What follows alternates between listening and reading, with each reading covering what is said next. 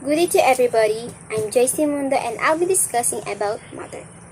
When you look around, that laptop I use, this wall, and the plant, and even your pet and you is comprised of matter. Yes, everything you see is basically matter. Let's get to the basic definition of matter.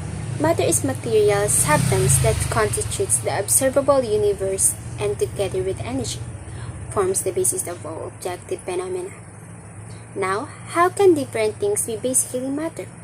And that's how atoms and molecules comes into view. Now, atoms are the basic building blocks of matter. It is the smallest constituent unit of matter that possess the properties of the chemical element. Atoms don't exist independently. Instead, they form ions and molecules within further combined in large numbers to form matter that we can see, feel, and touch. And as molecules are mentioned, what is it? Molecules consist of one or more atoms bound together by covalent chemical bonds. Let's have an example. What are some molecules? Scientifically, H2O that comprises by two hydrogen atoms and a single oxygen atom. But how can those atoms bond into molecules? If you remember what I said a while back, I mentioned covalent chemical bonds. Now, there are many types of chemical bonds: covalent, ionic, and hydrogen bonds. Covalent bonds. Covalent bonds form when two atoms share electrons.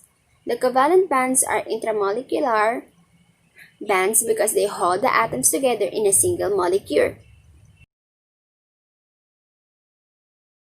Ionic bonds. Ionic bonds form when one atom transfers electrons to another atom. The atom that loses an electron becomes a positive ion. The atom that gains an electron becomes a negative ion. The electrostatic attraction between ions is an ionic bond.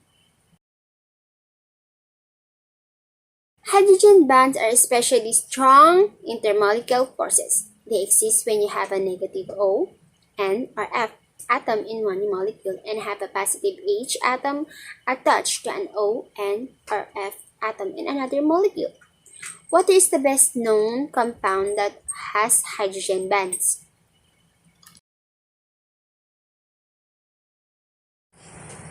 We now have learned all about matter and the three classifications in chemical bonding, and that is covalent bond, ionic bond, and hydrogen bond. We also discussed of how each of them form.